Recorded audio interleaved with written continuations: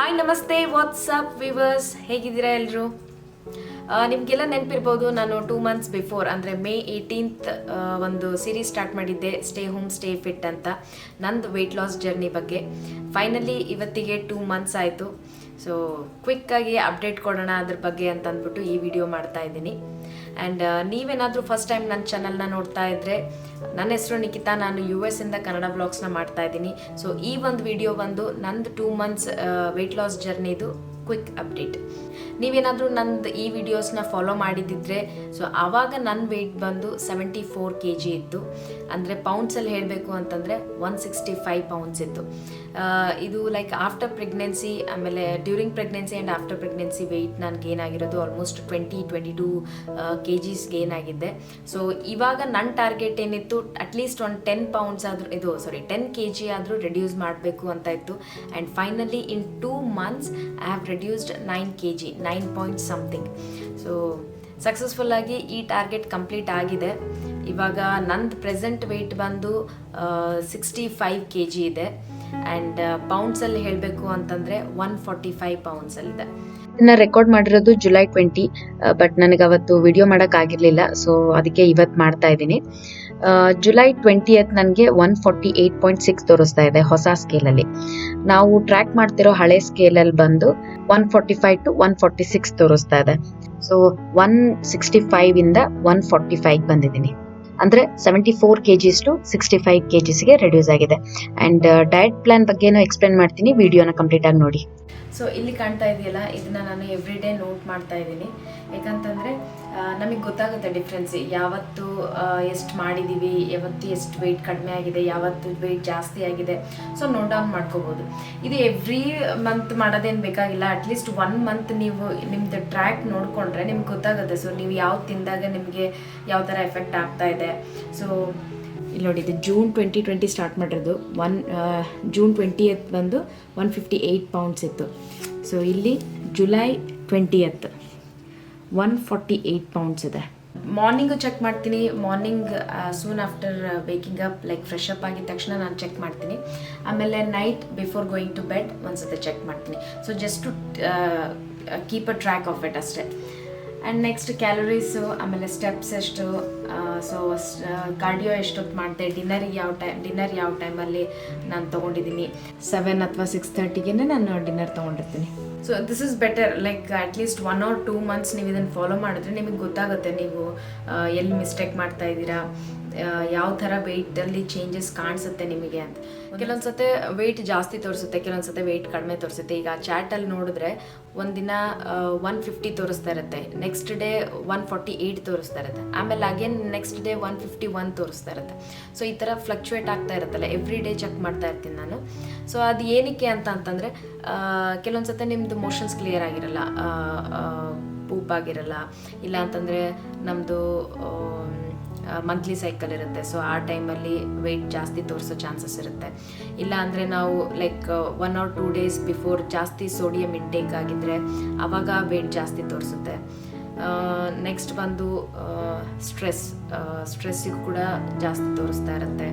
ಆಮೇಲೆ ನೀವು ಮಾರ್ನಿಂಗ್ ಎಂಟಿ ಸ್ಟಮಕಲ್ಲಿ ನೀವು ವೆಯ್ಟ್ ಚೆಕ್ ಮಾಡಿರ್ತೀರ, ಆಮೇಲೆ ನೆಕ್ಸ್ಟ್ ಎಲ್ಲ ಊಟ ಮಾಡಿ ಆರಾಮಾಗಿ ತಿಂದು ರಾತ್ರಿ ಯಾವಾಗೂ ಸಾಯಂಕಾಲದ ಹೊತ್ತು ಆ ಥರ ವೆಯ್ಟ್ ಚೆಕ್ ಮಾಡ್ಕೊಂಡಾಗ ಆಬ್ವಿಯಸ್ಲಿ ಜಾಸ್ತಿ ತೋರಿಸೇ ಇರುತ್ತೆ.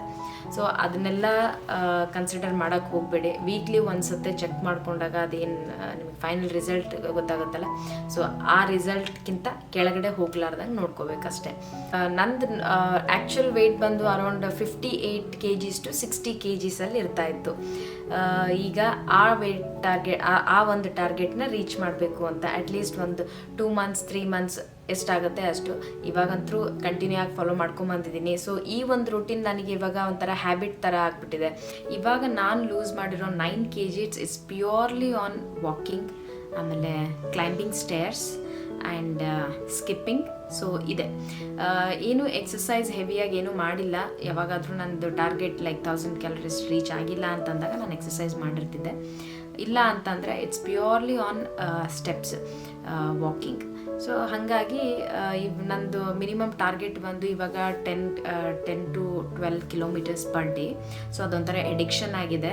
ಅದು ಆ ಟಾರ್ಗೆಟ್ ಆಗಿಲ್ಲ ಅಂತಂದ್ರೆ ರಾತ್ರಿ ಆಗ್ತಾ ಇದೆ ಅಂತಂದ್ರೆ ಇನ್ನೂ ಟಾರ್ಗೆಟ್ ಆಗಿಲ್ಲ, ಅದು ರೀಚ್ ಆಗಲೇಬೇಕು ಅನ್ನೋದೊಂದು ಇವಾಗ ಬಂದ್ಬಿಟ್ಟಿದೆ. ಮುಂಚೆ ಆದರೆ ಅಷ್ಟೊಂದು ಫೋಕಸ್ಡ್ ಆಗಿ ಇರ್ತಿರ್ಲಿಲ್ಲ, ಬಟ್ ಇವಾಗ ರಿಸಲ್ಟ್ ನೋಡಿ, ನಂದು ಚಾರ್ಟ್ ನೋಡಿ, ನಂದು ಇಲ್ಲ ಸೋಫಾರ್ ಜರ್ನಿ ನೋಡಿ, ಸೊ ಆ ಒಂದು ಎಂಥೂಸಿಯಾಸಮ್ ಇರುತ್ತೆ, ಮಾಡಲೇಬೇಕು ಅನ್ನೋದು. ಸೊ ಅದು ಬರುತ್ತೆ. ಆ್ಯಂಡ್ ನಾನು ಫಾಲೋ ಮಾಡ್ತಿರೋ ಡಯಟ್ ಬಂದು ಇಟ್ಸ್ ವೆರಿ ನಾರ್ಮಲ್. ಡೈಲಿ ನಾನು ಮನೇಲಿ ಎಲ್ಲರಿಗೂ ಯಾವ ಥರ ಅಡುಗೆ ಮಾಡ್ತೀನಿ ಅದನ್ನೇ ನಾನು ತೊಗೊತೀನಿ, ಬಟ್ ಅದರಲ್ಲಿ ಸ್ವಲ್ಪ ಕ್ವಾಂಟಿಟಿ ಅಷ್ಟೇ. So first thing in the morning ಎದ್ದ ತಕ್ಷಣ ಕುಡಿಯೋದು ಅಂತಂದರೆ 1 ಗ್ಲಾಸ್ ನಾರ್ಮಲ್ ವಾಟರಲ್ಲಿ 2 ಅಥವಾ 3 table spoon apple cider vinegar ಹಾಕ್ಕೊಂಡು ಅದನ್ನು ಕುಡಿತೀನಿ. ಅದಾದಮೇಲೆ ಯಾವುದಾದ್ರೂ ನಟ್ಸು ಇಲ್ಲ ಅಂತಂದರೆ ಸೋಕ್ಡ್ ಆಲ್ಮಂಡ್ಸ್ ಇರುತ್ತೆ, ಸೊ ಅದನ್ನು ತಿಂತೀನಿ. ಅದಾದಮೇಲೆ ನೆಕ್ಸ್ಟ್ ಬಂದು ಬ್ರೇಕ್ಫಾಸ್ಟ್. ಸೊ ಬ್ರೇಕ್ಫಾಸ್ಟ್ಗೆ ಡಿನ್ನರ್ಗೆ ನನಗೆ ಇವಾಗ ಆಲ್ಮೋಸ್ಟ್ 12 to 14 hours ಗ್ಯಾಪ್ ಬರ್ತಾ ಇದೆ. ಸೊ ಹಾಗಾಗಿ ಸ್ವಲ್ಪ ಬ್ರೇಕ್ಫಾಸ್ಟ್ ಚೆನ್ನಾಗಿ ಮಾಡ್ತೀನಿ and healthy like high protein ಇರೋ ಬ್ರೇಕ್ಫಾಸ್ಟ್ನ ಮಾಡ್ತೀನಿ. ಏನೂ ಇಲ್ಲ ಅಂತಂದರೆ ಕಾಬೂಲ್ ಚನ್ನಾನ ಬಾಯ್ಲ್ ಮಾಡಿ ಇಟ್ಕೊಂಡಿರ್ತೀನಿ, ಅದನ್ನು ಕೂಡ ಅಲಾಂಗ್ ವಿತ್ ದ ಬ್ರೇಕ್ಫಾಸ್ಟ್. ಈಗ ಉಪ್ಮಾ ಮಾಡಿದರೆ ಮನೇಲಿ ಎಲ್ರಿಗೂ ಸ್ವಲ್ಪ ಉಪ್ಮಾ ತಿಂತೀನಿ ಜೊತೆಗೆ ಇದನ್ನು. ಅದಾದಮೇಲೆ ಲೈಕ್ ಅರೌಂಡ್ 11 o'clock ಹಂಗೆ ವಾಕ್ ಹೋಗಿ ಬರ್ತೀನಿ. ವಾಕ್ ಹೋಗಿ ಬಂದಾದಮೇಲೆ before or after so 1 cup of ಯಾವುದಾದ್ರೂ ಮಿಕ್ಸ್ಡ್ ವೆಜಿಟೇಬಲ್, ಇದು ಮಿಕ್ಸ್ಡ್ ಫ್ರೂಟ್ಸ್ ಆಗಲಿ, ಇಲ್ಲ ಅಂತಂದರೆ ಆರೆಂಜ್, ವಾಟರ್ಮೆಲನ್, ಯಾವುದಾದ್ರೂ ನಿಮ್ಮ ಚಾಯ್ಸ್ ಅದು. ಅದಾದಮೇಲೆ ಲಂಚ್ ಬಿಫೋರ್ ನಾನು ಸ್ವಲ್ಪ 1 glass green tea, 1 cup green tea ಕುಡಿತೀನಿ. ಅದಾದಮೇಲೆ ಸ್ಯಾಲೆಡ್ಸ್ ತೊಗೊತೀನಿ, ಲೈಕ್ ಕ್ಯುಕುಂಬರ್, ಕ್ಯಾರೆಟ್ಸು, ಆಮೇಲೆ ಟೊಮ್ಯಾಟೊ, ಸೊ ಇದನ್ನೆಲ್ಲ ಮಿಕ್ಸ್ ಮಾಡಿ, ಲೆಟಸ್ ಇದೆಲ್ಲ ಮಿಕ್ಸ್ ಮಾಡಿ ಸ್ಯಾಲೆಡ್ಸ್ ತೊಗೊತೀನಿ. ಅದಾದಮೇಲೆ ಲಂಚ್, ಈಗ ಚಪಾತಿ ಇತ್ತು ಅಂದರೆ ಚಪಾತಿ ತಿಂತೀನಿ, ಇಲ್ಲಾಂದರೆ ಕೀನ್ವಾ, ಮನೇಲಿ ಕರಿ ಇರುತ್ತೆ, ಸೊ ಸಾಂಬಾರು ಇರುತ್ತೆ, ರೈಸು, ಚಪಾತಿ. ಸೊ ಚಪಾತಿ, ಆಮೇಲೆ ಕರಿ, ಸಾಂಬಾರು, ಆಮೇಲೆ ಒಂದು ಸ್ವಲ್ಪ ಮೊಸರು, ಈ ಥರ ಏನು ಮಾಡಿರ್ತಾರೆ ಅದನ್ನೇ ಕಡಿಮೆ ಕ್ವಾಂಟಿಟಿಯಲ್ಲಿ. ಅದಾದಮೇಲೆ next 4 o'clock around compulsory butter milk ತೊಗೊತೀನಿ. ಸೊ ಯಾವುದಾದ್ರೂ ಹೀಟ್ ಆಗ್ತಾ ಇದೆ ಅಂತಂದರೆ so butter milk it's very good.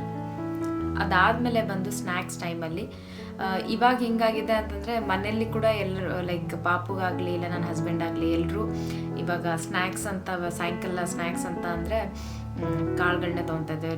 ಒಂದೊಂದ್ಸತೆ ರಾಜ್ಮಾದ salad ಮಾಡಿರ್ತೀನಿ, ಇಲ್ಲಾಂದರೆ ಚನ್ನಾ ದಾಲು, ಕಾಬೂಲ್ ಚನ್ನಾ ಆಗಲಿ, ಬ್ಲ್ಯಾಕ್ ಚನ್ನಾ, ಮಡಿಕೆ ಕಾಳು, ಹೆಸರು ಕಾಳು ತುಂಬಾ ಇದ್ದಾವೆ.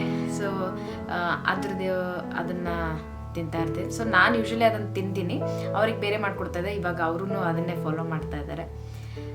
ನೆಕ್ಸ್ಟ್ ಟೀ ಅಂತೂ ಬಿಡೋಕ್ಕಾಗ್ತಾ ಇಲ್ಲ. ಸೊ ಟೀ ಫುಲ್ ಎಡಿಕ್ಷನ್ ಇದೆ. ಸೊ ಮಾರ್ನಿಂಗ್ ಹೆಂಗೋ ಕಂಟ್ರೋಲ್ ಆಗುತ್ತೆ, ಮಾರ್ನಿಂಗ್ ಬಿಟ್ಬಿಟ್ಟಿದ್ದೀನಿ, ಬಟ್ ಸಾಯಂಕಾಲ ಆದರೆ ಒಂದು ಸ್ವಲ್ಪ ಟೀ ಬೇಕು ಅನಿಸುತ್ತೆ. ಸೊ ಒಂದು ಸ್ವಲ್ಪ ಟೀ ತೊಗೊತೀನಿ, ಅದಕ್ಕೆ ಜಾಗ್ರಿ ಯೂಸ್ ಮಾಡಿಕೊಂಡು ಒಂದು half cup of tea. So next dinner ಬಂದು very soon, like 6 o'clock maximum ಅಂತಂದರೆ 7:30 ತನಕ ಲಾಸ್ಟು, ಇಲ್ಲಾಂದರೆ 6:30, 7 ಅನ್ನಷ್ಟರಲ್ಲಿ ಡಿನ್ನರ್ ಫಿನಿಶ್ ಆಗಿರುತ್ತೆ. ಅದಾದಮೇಲೆ ಮತ್ತೆ ಒಂದು ಸತೆ ವಾಕ್ ಹೋಗಿ ಬರ್ತೀನಿ. ಇದು ನಾನು ಫಾಲೋ ಮಾಡ್ತಿರೋ ರುಟೀನ್ ಇವಾಗ, ಲೈಕ್ ಡಯಟ್. ನಂದು ಎವ್ರಿ ಡೇ ರೆಗ್ಯುಲರ್ ನಂದು ಮೀಲ್ ಏನಿದೆ, ಡಯಟ್ ಏನಿದೆ, ಸೊ ಅದರಲ್ಲಿ ಎವ್ರಿ ಡೇ ನಾನು ಇನ್ಕ್ಲೂಡ್ ಮಾಡೋದು ಅಂತಂತಂದರೆ ಕಂಪಲ್ಸರಿ ಗ್ರೀನ್ಸ್ ಯೂಸ್ ಮಾಡ್ತೀನಿ. ಸೊ ಮೇಥಿ ಆಗಿರಲಿ, ಸ್ಪಿನಚ್, ಎಲ್ಲದರಲ್ಲೂ ಸ್ಪಿನಚ್ ನಾನು ಯೂಸ್ ಮಾಡೇ ಇರ್ತೀನಿ. ಪಾಪು ಕೂಡ ಇಟ್ಸ್ ವೆರಿ ಗುಡ್ ಅಂತ ಅಂದ್ಬಿಟ್ಟು. ಆ್ಯಂಡ್ ರೈನ್ಬೋ ಕಲರ್ಸ್ ಅಂತಾರಲ್ಲ, ಸೊ ಎಲ್ಲ ಥರದ ವೆಜಿಟೇಬಲ್ಸ್ನ, ಫ್ರೂಟ್ಸ್ನ ನಾವು ಡೈಲಿ ತೊಗೊತಾ ಇರ್ತೀವಿ. ಲೈಕ್ ಯಾವಾಗಾದರೂ ಏನಾದರೂ ತಿನ್ನಬೇಕಿತ್ತು, ಹಸಿವು ಅನ್ನಿಸ್ತು ಅಂತಂದರೆ ಲೈಕ್ ಫ್ರೂಟ್ಸ್ ಆಗಲಿ, ಇಲ್ಲ ಬಾಯ್ಲ್ಡ್ ವೆಜಿಟೇಬಲ್ಸ್, ಇಲ್ಲ ಅಂತಂದರೆ ಕ್ಯಾರೆಟು, ಈ ಥರ ಕ್ಯೂಕುಂಬರ್, ಈ ಥರದ್ದೆಲ್ಲ ರಾ ಆಗಿ ಅದೇ ಥರ ತಿನ್ಬೋದು. ಆಮೇಲೆ ನೆಕ್ಸ್ಟ್ ಅಂತಂದರೆ ಸೀಡ್ಸ್ ಆಗಲಿ, ನಟ್ಸು, ಫ್ಲಕ್ಸ್ ಸೀಡ್ಸು, ಇಲ್ಲ ಅಂತಂದರೆ ಚಿಯಾ ಸೀಡ್ಸು, ಆಮೇಲೆ ವಾಲ್ನಟ್ಸು, ಸೊ ಈ ಥರದ್ದೆಲ್ಲ ನಟ್ಸ್ ಆ್ಯಂಡ್ ಸೀಡ್ಸ್ನ ಆ್ಯಡ್ ಮಾಡ್ತೀನಿ. ಆ್ಯಂಡ್ ಪನ್ನೀರ್, ಆಮೇಲೆ ಎಗ್ ವೈಟ್, ಸೊ ಇದೆಲ್ಲ. ಸೊ ಆಮೇಲೆ butter milk, obviously butter milk ಅಂತೂ every day after lunch compulsory ಕುಡಿತೀನಿ. ಡಿಟಾಕ್ಸ್ ಡ್ರಿಂಕ್, ಅಥವಾ ಇಲ್ಲ ಅಂತಂದರೆ 2 to 3 bottles of water every day. Green tea. So at least ಡೇಗೆ ಒಂದು ಟ್ವೈಸ್ ಆದರೂ ಗ್ರೀನ್ ಟೀ ತೊಗೊತೀನಿ, ಇಲ್ಲಾಂತಂದರೆ ವಾರ್ಮ್ ವಾಟರ್. ಮಲ್ಗೋಕ್ಕೂ ಮುಂಚೆನೂ ಕೂಡ ಸ್ವಲ್ಪ ಬಿಸಿನೀರು, ಟೀ ಥರ ಬಿಸಿನೀರನ್ನ ಕುಡಿತೀನಿ. It was very difficult for me. ಸ್ಟಾರ್ಟಿಂಗಲ್ಲಿ ತುಂಬಾ ಕಷ್ಟ ಆಗ್ತಾಯಿತ್ತು. ವೆಯ್ಟಲ್ಲಿ ಏನೂ ಚೇಂಜಸ್ಸೇ ಕಾಣ್ತಾ ಇರಲಿಲ್ಲ. ಸೊ ಹಾಗಾಗಿ ಗಿವ್ ಅಪ್ ಮಾಡಿರೋದೇ ತುಂಬ ಸಲ ಇದೆ. ಈ ಟೈಮು ವೆಯ್ಟ್ ನೋಡ್ಕೊಳ್ತಾನೆ ಇರಲಿಲ್ಲ. ಅಟ್ಲೀಸ್ಟ್ ಲೈಕ್ 2 ವೀಕ್ಸ್ 3 ವೀಕ್ಸ್ ಆ ಥರ ನಾನು ಅದ್ರ ಮೇಲೆ ಕಾನ್ಸಂಟ್ರೇಟೇ ಮಾಡ್ತಾ ಇರಲಿಲ್ಲ. ಸೊ ಯಾವಾಗ ನನಗೆ ವೆಯ್ಟ್ ಲಾಸ್ ರಿಸಲ್ಟ್ ಕಾಣಿಸ್ತಾ ಹೋಯಿತು, ಸೊ ಆವಾಗಿಂದ ಅದೊಂಥರ ಲೈಕ್ ಇಲ್ಲ ಮಾಡೋಣ ಅನ್ನೋ ಫೀಲಿಂಗ್ ಬಂತು. ಇವಾಗ ಹಾಗೆ ಕಂಟಿನ್ಯೂ ಮಾಡ್ತಾ ಇದ್ದೀನಿ. ಸೊ ಸ್ಟಾರ್ಟಿಂಗ್ ಡೇಸಲ್ಲಿ ಏನಾಗುತ್ತೆ, ನಮ್ಮದು ವಾಟರ್ ವೇಟ್ನೇ ಜಾಸ್ತಿ ರೆಡ್ಯೂಸ್ ಆಗುತ್ತೆ. ಸೊ ನಾವು ಸಡನ್ ಚೇಂಜಸ್ ಏನು ಬಾಡಿಲಿ ಆಗುತ್ತೆ, ಡಯಟ್ ಆಗಲಿ ಇಲ್ಲ ಅಂತಂದರೆ ನೀವು ಎಕ್ಸಸೈಸ್ ಆಗಲಿ ಇದನ್ನ ಮಾಡಿದಾಗ ಸೊ ನಿಮ್ಮ ಬಾಡಿಲಿ ಸ್ವಲ್ಪ ಚೇಂಜಸ್ ಕಾಣುತ್ತೆ. ಸೊ ಆಫ್ಟರ್ ದಟ್ ನಿಮ್ಮ ವಾಟರ್ ವೇಟ್ ಎಲ್ಲ ಹೋಯಿತು ಅಂತ ಅಂದಮೇಲೆ ನೆಕ್ಸ್ಟ್ ನಿಮ್ಮದು ವೆಯ್ಟ್ ಲಾಸ್ ಮಾಡೋದೇನಿದೆ that is very challenging. So ಆ ಟೈಮಲ್ಲಿ ನೀವು ಅದನ್ನು ಗಿವ್ ಅಪ್ ಮಾಡಬೇಡಿ. ಸೊ 1-2 ವೀಕ್ ಅದು ಸ್ಟಕ್ ಆಗಿರುತ್ತೆ, ನಿಮ್ಮದು ವೆಯ್ಟ್ ಅದೇ ತೋರಿಸ್ತಾ ಇರುತ್ತೆ. ಈಗ ನೀವು 65 kg ಇದ್ದರೆ ಅಂತಂದರೆ 64-65 ಇದರಲ್ಲೇ ಅಪ್ ಆ್ಯಂಡ್ ಡೌನ್ ಆಗ್ತಾ ಇರುತ್ತೆ. ಸೊ ಅಂಥ ಟೈಮಲ್ಲಿ ಗಿವ್ ಅಪ್ ಮಾಡಬೇಡಿ. So make some changes in your diet and workout ಮಾಡಿ, ವಾಕ್ ಮಾಡಿ. After every meal like half an hour to 1 hour ಆದಮೇಲೆ ವಾಕ್ ಮಾಡಿ. Before bed at least 3 to 4 hours ಡಿನ್ನರ್ಗೆ ನಿಮ್ಮದು ಬೆಡ್ ಟೈಮ್ಗೆ ಗ್ಯಾಪ್ ಇರೋ ಥರ ನೋಡ್ಕೊಳ್ಳಿ. And dinner and next morning ಬ್ರೇಕ್ಫಾಸ್ಟ್ಗೆ ಅಟ್ಲೀಸ್ಟ್ ಒಂದು 12 hours ಗ್ಯಾಪ್ ಇರೋ ಥರ ಪ್ಲ್ಯಾನ್ ಮಾಡ್ಕೊಳ್ಳಿ. So by following these small changes, so ಈ ಚೇಂಜಸ್ಸಿಂದ you can see big difference. So obviously if you are controlling the portion, ಆಮೇಲೆ ಕ್ಲೀನ್ ಈಟಿಂಗ್ ಇದೆ ಅಂತಂದಾಗ ನೀವು ವೆಯ್ಟ್ ಲಾಸ್ ಆಗೇ ಆಗ್ತೀರಾ. So you can see the result, you can see that changes. ನಂದು fat ಲಾಸ್ಗೆ ಅಷ್ಟೊಂದು ಡಿಫ್ರೆನ್ಸ್ ಕಾಣ್ತಾ ಇಲ್ಲ. ಈಗ ನೀವು ನೋಡ್ತಾ ಇರ್ಬೋದು, ನನಗೆ ಅಷ್ಟೊಂದು ಡಿಫ್ರೆನ್ಸ್ ಅನ್ನಿಸ್ತಾ ಇಲ್ಲ. ಬಟ್ ಸ್ಕೇಲಲ್ಲಿ ನೋಡಿದಾಗ it's almost like 9 kgs reduce ಆಗಿದೆ. ಸೊ ನೆಕ್ಸ್ಟ್ 2 to 3 months ನಂದು ಟಾರ್ಗೆಟ್ ಬಂದು ನನ್ನ before weight 58 to 60 kgs reach ಆಗಬೇಕು ಅಂತ ಇದೆ. And fat loss, so that is very important. And we have to get in shape ಅಂತ ಅಂದಾಗ it's little difficult. But so far ಇಲ್ಲಿ ತನಕನೇ ಬಂದಿದ್ದೀನಿ ಅಂತಂದಮೇಲೆ ಈಗ ಅದನ್ನು ಗಿವ್ ಅಪ್ ಮಾಡೋದು it's not a good idea. So I continue for sure. So next ನಾನು ಆಫ್ಟರ್ ಲೈಕ್ ನನ್ನ ಟಾರ್ಗೆಟ್ ರೀಚ್ ಆದಮೇಲೆ ಮತ್ತೆ ನಾನು ವಿಡಿಯೋ ಮಾಡ್ತೀನಿ. ಸೊ ಆವಾಗ I hope you can see some difference. ಯಾಕಂದರೆ ಈ ಸ್ಟಬೋನ್ ಫ್ಯಾಟ್ ಏನಿದೆ, ಇದು ಬ್ಯಾಟ್ ವಿಂಗ್ ಫ್ಯಾಟ್, ಇದು arm fat, it's very difficult to lose that. ಅದಕ್ಕೆ ಎಕ್ಸಸೈಸ್ ಮಾಡಲೇಬೇಕು. ನಾನು ಅದ್ರ ಮೇಲೆ ಇರ್ತೀನಿ ಇವಾಗ. I have to concentrate on this now. I hope you like the video. Do like, share and subscribe to my channel, and also press the bell icon so you'll get all my video updates and notifications. So henceforth, whenever I upload the new video, you're not going to miss any of my videos. So see you in the next video. Until then, take care and bye-bye. Thank you for watching my video. Please like, share and subscribe to my channel. See you all next time. Bye bye.